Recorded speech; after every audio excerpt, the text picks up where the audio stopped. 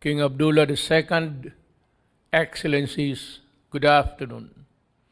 We face the greatest challenge of our time, one that is truly global in reach and unprecedented in consequences.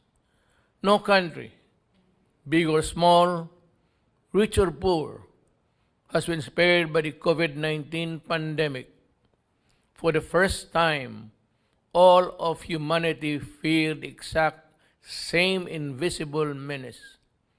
Not even the Second World War had its most sweeping effect. Our urgent common response was to close down borders and impose limits to mobility and trade. The repercussions, as we are seeing now, are grim and far reaching. We have economies in recession, institutions in crisis, and societies in a state of uncertainty.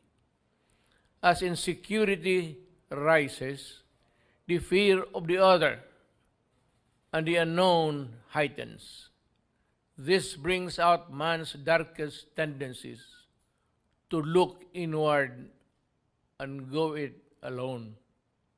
But the path of recovery requires more openness, deeper solidarity, and stronger cooperation among nations. I thank His Majesty King Abdullah II for this timely Aqaba process meeting.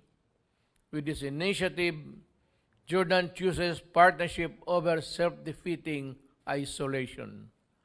And so do all of us joining today. Excellencies, even if we are navigating ourselves out of the pandemic, the Philippines continues to confront security threats. Indeed, COVID-19 has not quarantined terrorists. Local terrorist groups such as the Abu Sayyaf, the Bangsamoro Islamic Freedom Fighters, and the New People's Army of the Communist Party of the Philippines have been emboldened. They exploit the situation to serve their nefarious activities. But let us be clear about this. Religion has nothing to do with terrorism. All faiths, Islam included, teach us to love, not hate, to build peace, not destroy, and to celebrate our common humanity and not trample on it with senseless and ruthless violence. Now more than ever, our resolve is stronger. We will not let up in our fight against terrorism, and we will not allow COVID-19 to bring our people to their knees. Admittedly, we face monumental challenges under present circumstances. The fact before us is clear. We will enhance cooperation with the ASEAN, the United Nations, and international partners like Jordan. I take this opportunity to express my sincerest gratitude to His Majesty for the generous assistance that will help us enhance our Air Force's capacity to combat security threats and including terrorism. Narrowing deep-seated inequalities was challenging in times of economic growth. It is more so now when the global economy, ours included, has slumped. Resources are shrinking and the inequities are worsening. Reviving the economy is therefore vital. Economic self-sufficiency may seem a logical response to the supply chain disruption we saw at the start of the pandemic. It may sound rational to those who perceive themselves to be on the losing end of globalization. But economic independence is not the answer. It is a mirage. It seems like a real solution, but it is in fact an impossible proposition. The key to shared prosperity is the free movement of goods, capital, and services, complemented with appropriate social safety nets. This is why we in the ASEAN are drawing up a comprehensive recovery plan anchored on strengthening economic cooperation and supply chain connectivity. We will build on existing platforms to ensure unimpeded trade in the region. We will work towards more regulatory coherence to promote ASEAN as an investment and trade hub.